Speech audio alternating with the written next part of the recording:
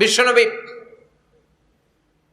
প্রতিদিন সকালবেলা, সন্ধ্যাবেলা, ওয়া ইনদামা ইয়াযহাব ইলা ফিরাশি, আর রাতে যখন বেডে ঘুমাতে যেতেন হাত দুইটা এরকম করতেন, করে তিনি সূরাতুল ইখলাস পড়তেন, সূরাতুল ফালাক পড়তেন, সূরাতুন নাস পড়তেন।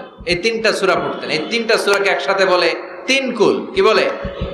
কুল আস-সালাসা। কারণ এই তিনটা সূরার শুরুতে কুল আছে না নাই? তিন কুল পড়ে বিশ্বনবী হাতের মধ্যে ফু দিতেন। ফু দিয়ে মাথা থেকে শুরু করে মুছতে মুছতে মুছতে মুছতে পা পর্যন্ত মুছতেন, হাত মুছতেন, সারা দেহের যতটুকু সম্ভব বিশ্বনবী সারা দেহের মধ্যে এই তিন কুল পড়া হাত দুইটা দিয়ে সারা দেহের মধ্যে বিশ্বনবী হাত বুলিয়ে দিতেন, মেসেজ করে দিতেন, সুবহানাল্লাহ। সকালে, সন্ধ্যায়, আর রাতের বেলা বিছানায় গেলে। এটা protection from all the bad আইস। যত হিংসুক চক্ষু আছে, যত ভূত পেতনি আর শয়তানের অনিষ্ট আছে, সব থেকে আপনাকে রক্ষা করবে কে? আল্লাহ। এজন্য প্রতিদিন এগুলো পড়বেন।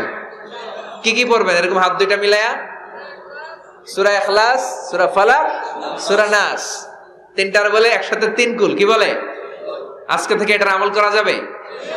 মা আয়েশা যখন অসুস্থ হতেন বিশ্বনবীর কাছে যে বললেই বিশ্বনবী বলতেন, আয়েশা হাত দুইটার একসাথে করো, সূরা ফালাক পড়ো, ইখলাস পড়ো, নাস পড়ো, ফু দাও আর সারা দেহে মেসেজ করো।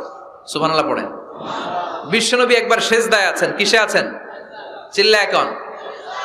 সেজদা অবস্থায় লাদাগাতহু আকরাব, একটা বিচ্ছু পোকা এসে বিশ্বনবীর হাতের মধ্যে কামড় দিয়েছে।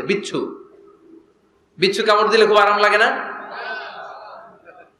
হ্যাঁ, বিষাক্ত, পয়জনাস, ভ্যানামাস,